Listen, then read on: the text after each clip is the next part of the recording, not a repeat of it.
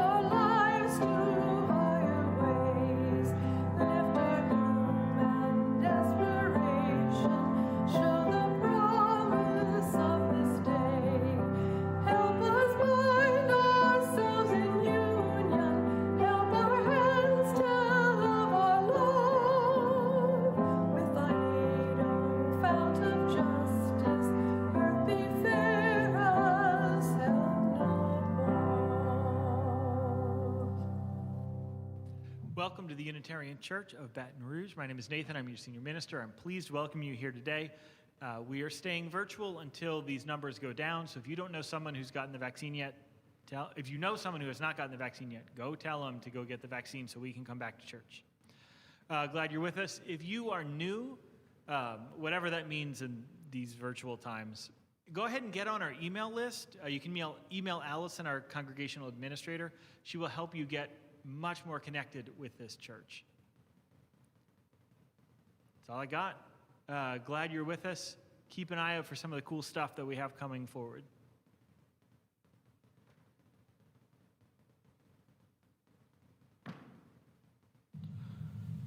So there are some stories that we tell you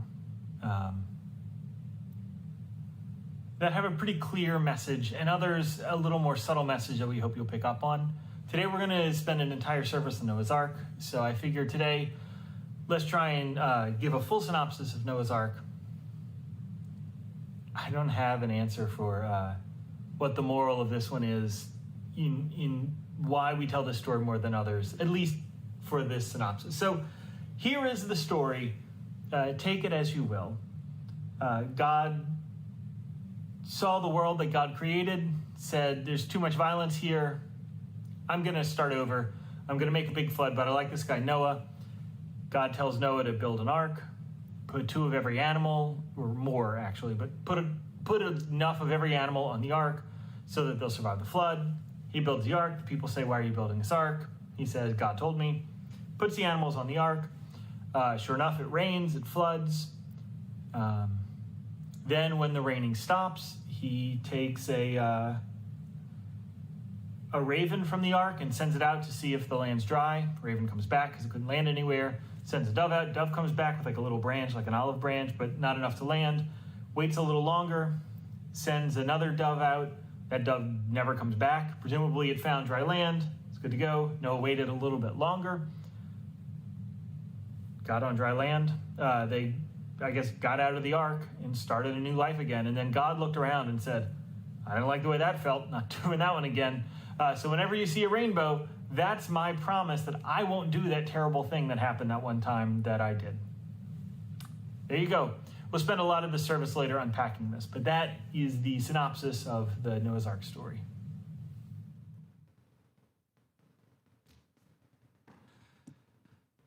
Yesterday we had a memorial service for Nancy Turkman. You can watch that along with Ed Allums and Sabrina Kings all on our the internet.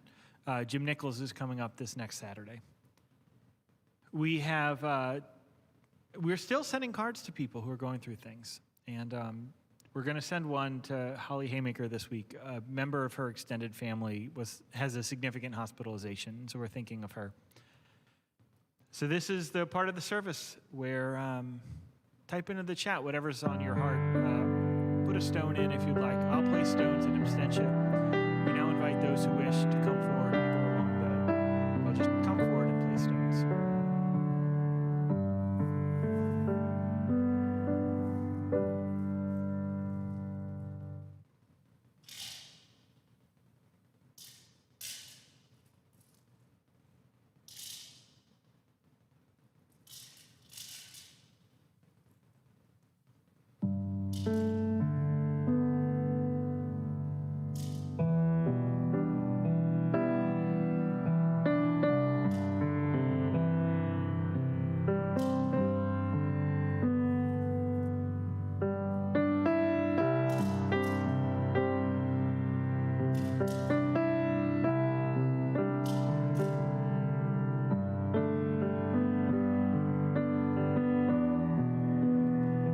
If you have a chalice at home, I invite you now to light it.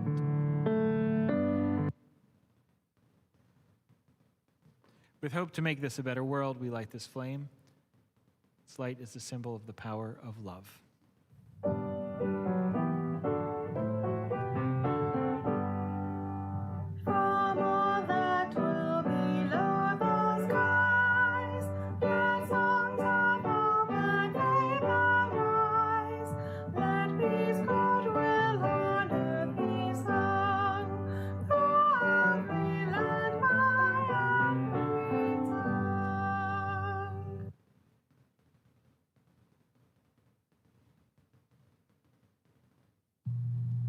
Noah was a righteous man, blameless in his generation. Noah walked with God.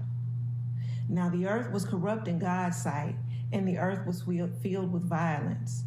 And God saw that the earth was corrupt, for all flesh had corrupted his ways upon the earth. And God said to Noah, I have determined to make an end of all flesh, for the earth is filled with violence because of them. Now I'm going to destroy them along with the earth. Make yourself an ark of cypress wood. Make rooms in the ark and cover it inside and out with pitch. For my part, I am going to bring a flood of waters on the earth to destroy from under heaven all flesh in which is the breath of life. Everything that is on the earth shall die. But I will establish my covenant with you, and you shall come into the ark, you, your sons, your wife, and your sons' wives with you. And of every living thing of all flesh, you shall bring 2 of every kind into the ark to keep them alive with you.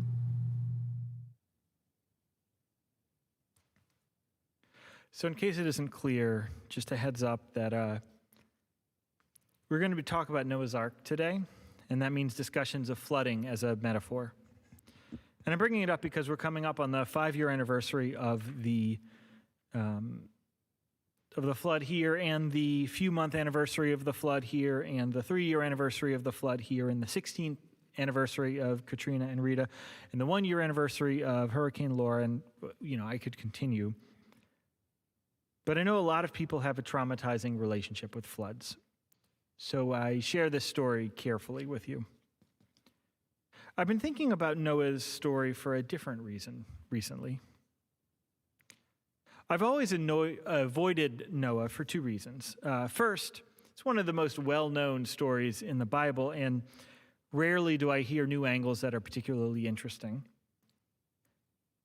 And second, I don't find a lot of utility in retelling the biblical stories that have been used to prove this idea that God is somehow the orchestrator of all of the trauma and violence of the world. But where we are with the shutdown and with life in general, I think there's something really instructive in this story. So stick with me on this one.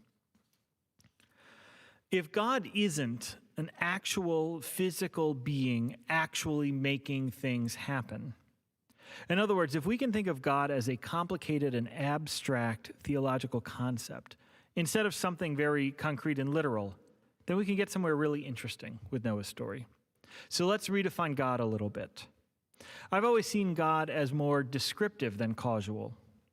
In my spiritual life, I've never known of a God who intervened and made things happen. Because of that, I've always understood God as a description of something holy happening. Rain didn't cause water to fall from the sky. When we see water falling from the sky, we call it rain. God didn't make certain things happen. When those certain things happen, I tend to call them God. The fact that we don't give up on our families or our cultures or on hope, I don't think God puppeteered that. Instead, I think the propensity towards hope amidst despair is what I would call God. So today, let's explore the story of Noah's Ark not as God flooding everyone for being wicked, but for everyone being flooded and being wicked, and us ascribing that to God, making that the story. And let's find what connections we can make between where we are now, this whole theme we have of beginning again in love, and really see if we can sort of find a new way to look at this story. So right where you are, wherever you are, I invite you to sing this next hymn.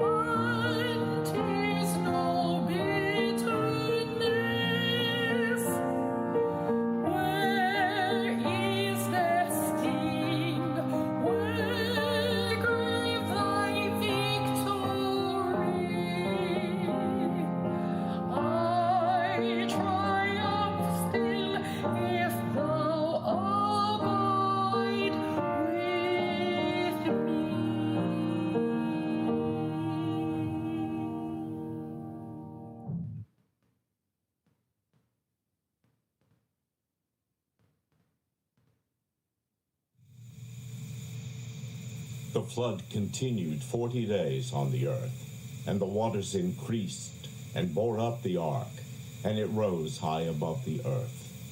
The waters swelled and increased greatly on the earth, and the ark floated on the face of the waters. The waters swelled so mightily on the earth that all the high mountains under the whole heaven were covered.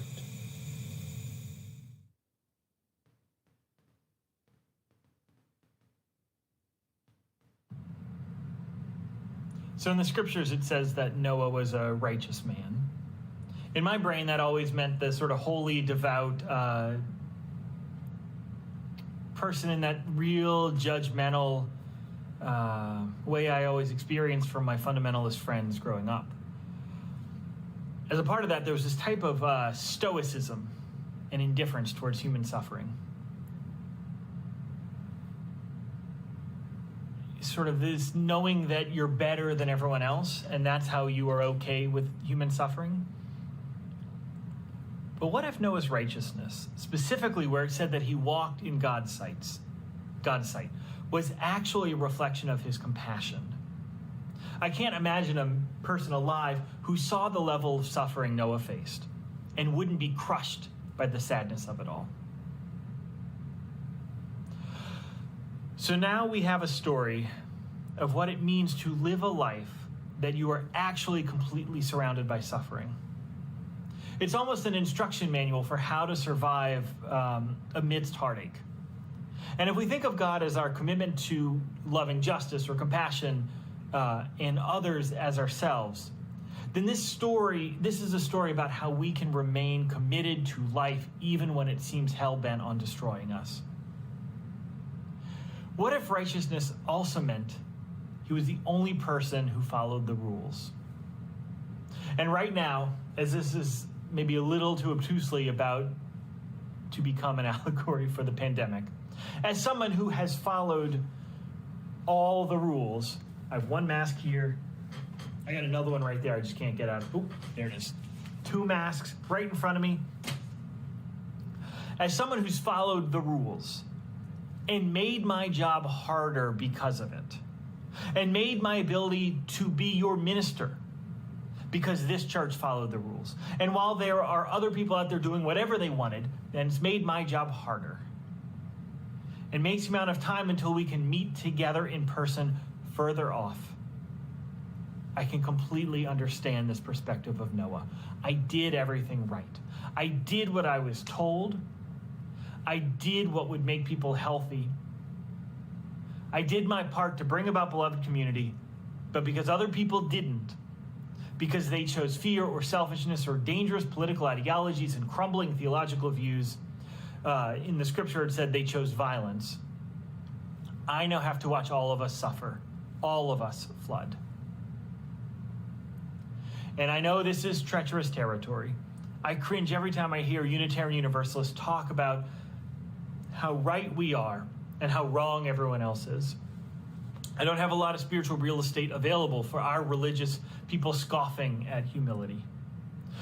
The number of times our people have looked at the need for salvation and seen other people as the ones who need to be saved, or looked at injustice and failed to see our own complicity in it, it makes this whole thing that I'm about to do get pretty questionable. So we have to strike a balance here. In so many ways, you use arrogance comes when we miss our own complicity, when we fail to see ourselves as victims and as perpetrators, when we strive for our own absolution at the expense of universal salvation. Then we get into this treacherous ground of calling out other people for things we've perceived as their failings and not ours. And I love that we live in this ambiguity. But right now, with what I'm talking about, and some things in life, there's a right way to do things, and there's a wrong way. And this is something that gets lost in all of these so-called culture wars. It is not a simple disagreement. Whenever you hear the term culture war, I encourage you to sub in that it's not a simple disagreement. There are not two sides to certain things. There's integration, and then there is acknowledging that everyone acknowledging that everyone should have access to justice and equity. And then there is filling in the public swimming pool instead of giving everyone equal access. There is a political stance that takes away basic human rights from people, and a political stance that lifts everyone up. There are public policies and there are behaviors that can and do keep people alive.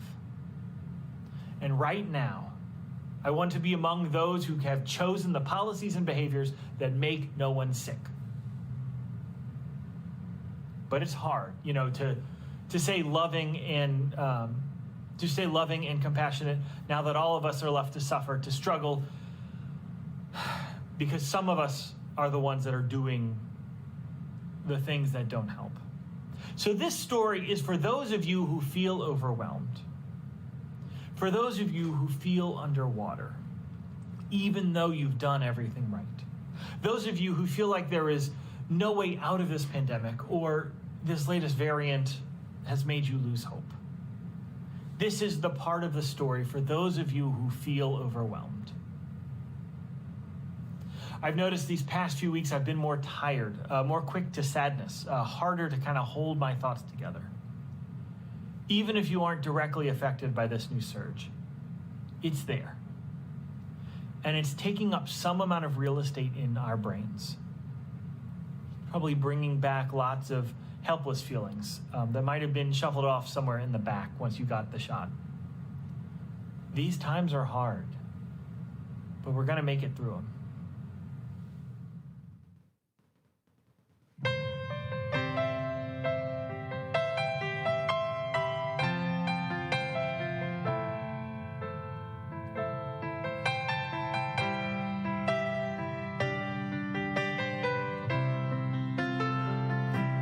Let us pause in life's pleasures and count its many tears while we all sigh.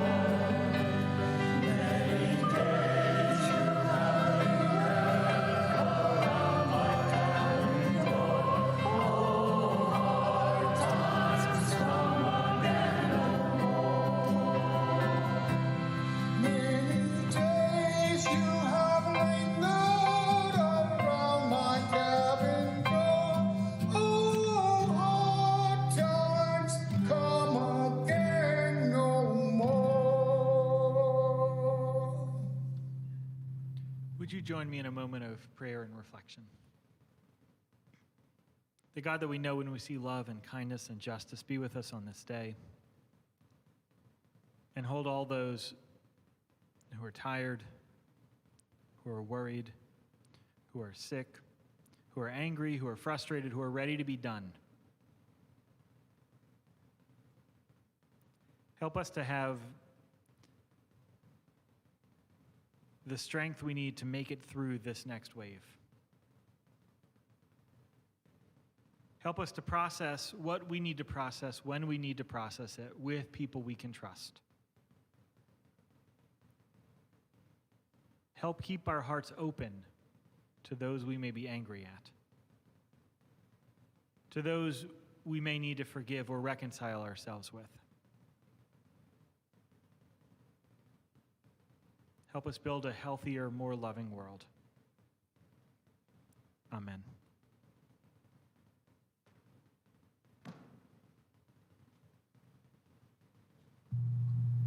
At the end of 40 days, Noah opened the window of the ark that he had made and sent out the raven, and it went to and fro until the waters were dried up from the earth. Then he sent out the dove from him to see if the waters had subsided from the face of the ground. But the dove found no place to set his foot, and it returned to him in the ark, for the waters were still on the face of the whole earth. So he put out his hand and took it and brought it into the ark with him. He waited another 7 days, and again he sent out the dove from the ark. And the dove came back to him in the evening, and there in its beak was a freshly plucked olive leaf. So Noah knew that the waters had subsided from the earth.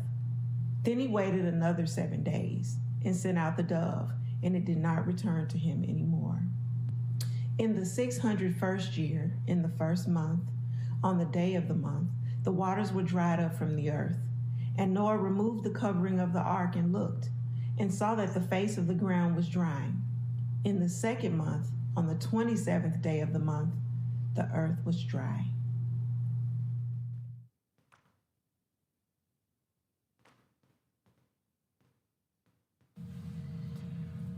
So I'm looking for a place to do this part of the service on waiting. I want to do it in the sanctuary, but it's too echoey, and I'm always looking for different places to show you in the church. And so here we are in the sound booth for our poor tech people who are running it. It's maybe a little meta for them, but here we are. So here, it kind of looks like a boat, right? Like we're waiting if there's water down there. So here we are waiting in the boat. I texted that. I wrote that in the text before I before I decided where to record this. But so give me credit. So here we are waiting in the boat, just waiting and waiting and waiting. And I think it's natural to forget about this part of the story. He sat there after the initial trauma, bored, resentful, heartbroken for months, waiting and waiting and waiting. Lake Charles is still waiting. Please remember that what we are going through is not what we went through. This time the church is closed is not the same as last time. We know based on the pattern of this variant that it will be different from the other times. Remember, this time we have access to the vaccine, and this variant is not the variant that dodges immunity. And we have to remember that a lot of the suffering and breakthrough stuff that we're seeing is what happens when cases get this high. I guess I'm saying that this because we need to reserve a little bit of energy for what might come next.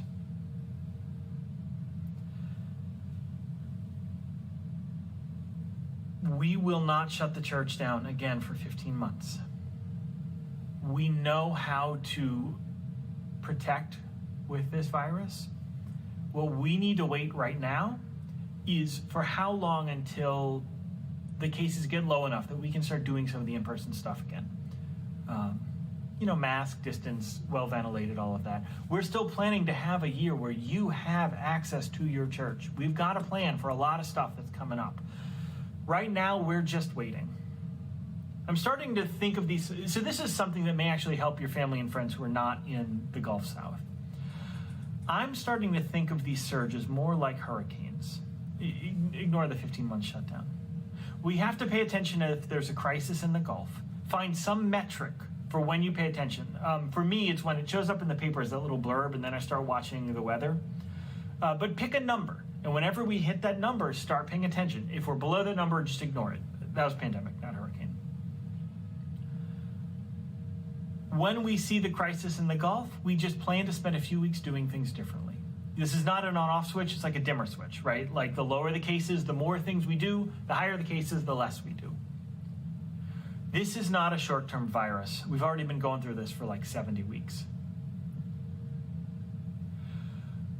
Remember that all of us are finding some other way to be mad at this virus.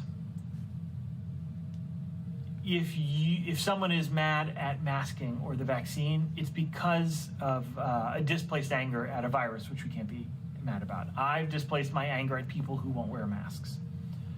And so we have to figure out how we can keep waiting until that dove doesn't come back. And we know that the land is dry out there. Like I said, I forget about this part of the story because it's not the exciting part. It's not the resolution. It's not the exciting part. Like, it's not the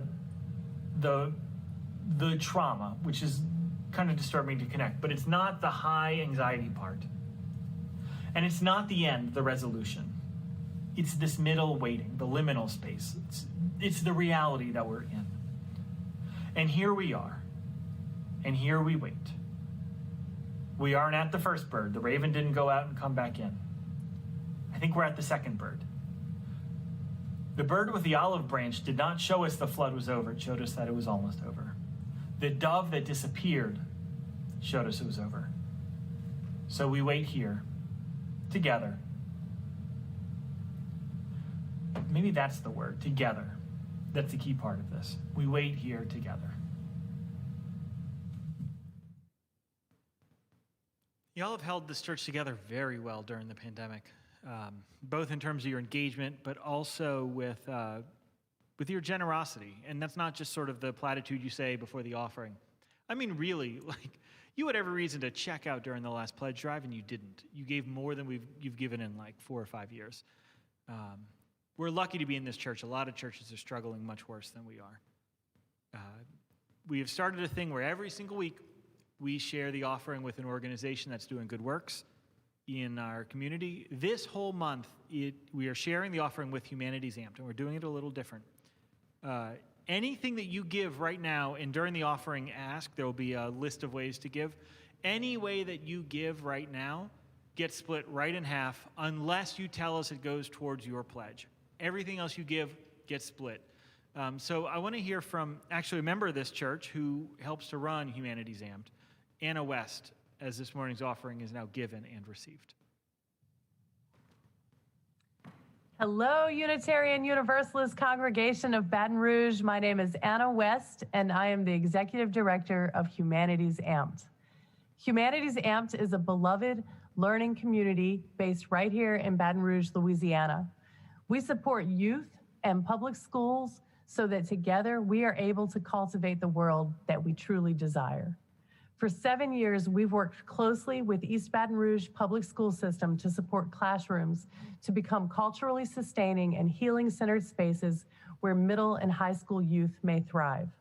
This coming school year, our efforts will be focused at one school site at Broadmoor High School, where we're working with the entire school community to transform school in a space where every young person can experience the power of their own voice, the capacity to care for one another, and opportunities to contribute to the greater good. We believe that these 3 things are the true goal of education. And with your help, we're going to be making that a reality right down the street, right in the middle of a public school, so that this community may thrive. Please visit our website and talk to the many Unitarians who are closely involved in our work. Thank you so much for everything that you do to amplify the possibilities for Baton Rouge's youth.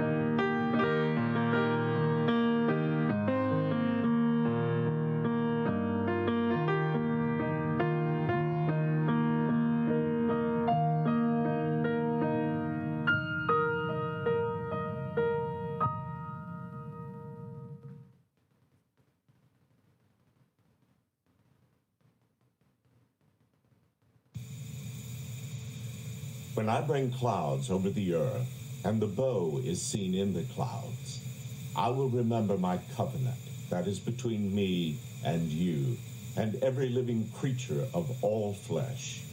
And the waters shall never again become a flood to destroy all flesh. When the bow is in the clouds, I will see it, and remember the everlasting covenant between God and every living creature of all flesh that is on the earth.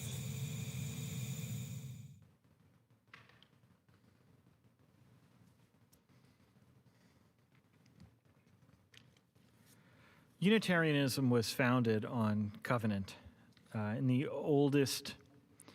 So back during the Protestant Reformation, it used to be that the idea was that the priest would read the Bible in Latin or Greek and then tell you what it said.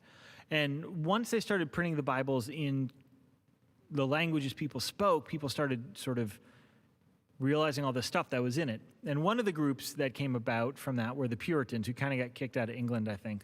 But when they came to America, and those are our congregational ancestors, when they formed their churches, they decided to bind themselves not on specific belief. Now, you got to be like pretty Christian. But as people were reading the Bible, they were starting to figure out what they believed among it, instead of having the clergy tell you what to believe. And so these churches were bound together by a covenant, an agreement with each other on how they would behave, not on an agreement on what they would believe. And so those churches, a lot of them, as the theology changed, became Unitarian and Unitarian Universalist churches. So in the oldest sense of the word, a covenant is an agreement between two parties and with God, sort of a triangle. It isn't a set of rules, and if you break them, you're sent to hell. It's a promise that we make to each other, and when it's broken, we create a new covenant. So what are the promises that we have made to each other during this pandemic, and who are breaking them? First of all, it's clear that no matter what you believe, none of us can get out of this thing until all of us can get out of this thing. In a few minutes, you're going to hear the words from the Reverend William Sinkford. He is the former president of the Unitarian Universalist Association. He's currently serving a church in Portland, Oregon. When I first started working in the church and I would attend national gatherings, he was the person who did most of the speeches I heard. A lot of my theology was formed under his leadership. Anyway, in a strange type of serendipity, I picked out the reading that you're going to hear in a minute. And then a day later, when I was searching for some church services to listen to get my head right to prep for this Sunday service, I stumbled on his sermon from last week. Spent a lot of time feeling angry at people who are sick right now. I've got a lifetime of practice, mostly thanks to being raised in this religion, at being compassionate towards people who might have made different mistakes, financial mistakes, familial mistakes, just decisions that didn't turn out the way they wanted to get the vaccine, or to do the mitigation measures that will keep us all from getting sick and dying. Let me be clear, this does not mean they get the Louisiana special and are never held accountable for the harm their decisions to not get vaccinated, for example, are causing to people. Just as we cannot afford to avoid accountability toward any civic or religious leader who espouses ideologies or theologies or policies that make us all sicker, be they health policies or racism or transphobia or misogyny or anti-mask or whatever the thing is, we must hold each other accountable, but lovingly, with room so that all of us can be saved when we are brought into the beloved community. And if God is what happens when we are pulled towards justice, then maybe the wickedness and the flood in this story is when people are allowed to put their own self-preservation at the expense of the common good. Maybe the wickedness that flooded the world was the wickedness of greed and environmental degradation and doing what is only good for me and mine at the expense of everyone else. And maybe the wickedness that flooded the world was this idea that there is us and there is them, and them is the problem and us is the solution. And maybe the covenant we are making, the covenant with that thing that brings us to our better selves, that thing that holds us in love, is that we cannot lose hope. The covenant is not one-sided. It's not an agreement from God downwards. It's an agreement we make with a love for each other and a love for this life and a love for what is yet to come.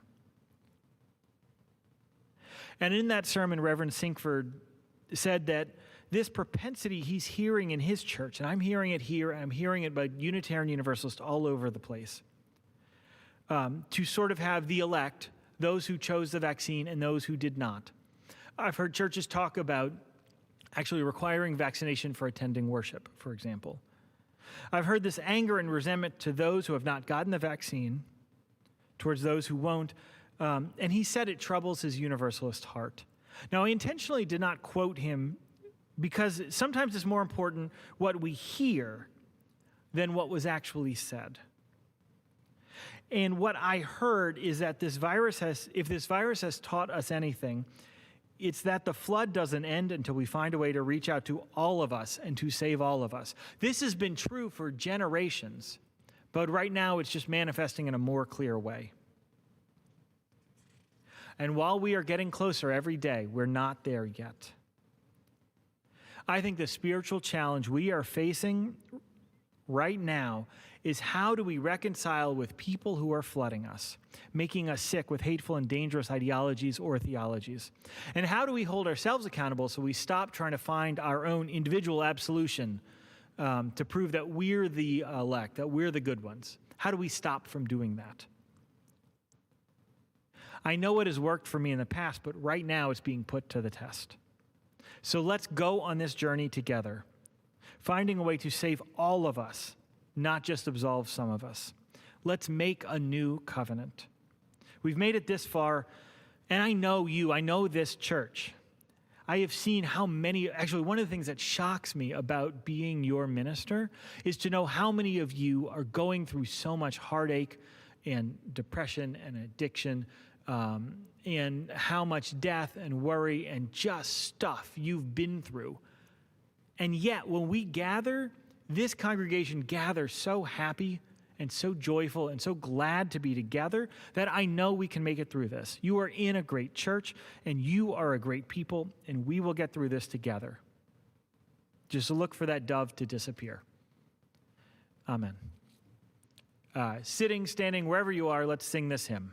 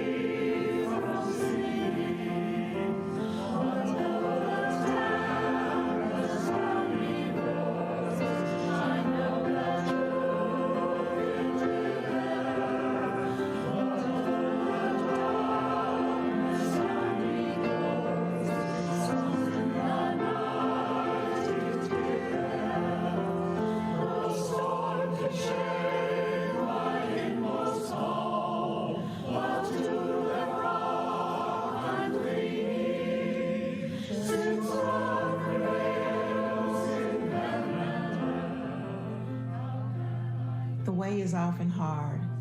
Our fears are too much with us. The path to justice is never clear, and the stakes are very high. Help us find that ground of love which can support and nurture us. Help us find that ground on which we can stand to help make hope and history rise. Help us to know that while we are the only ones, we are not alone.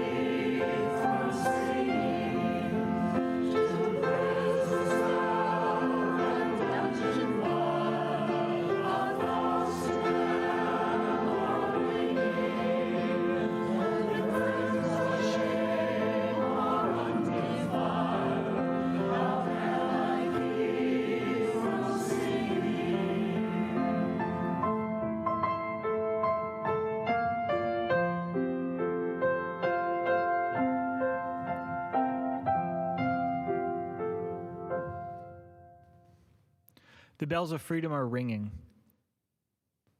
We're going to get through this. Let's go make the world better because you are here. Amen. Go in peace.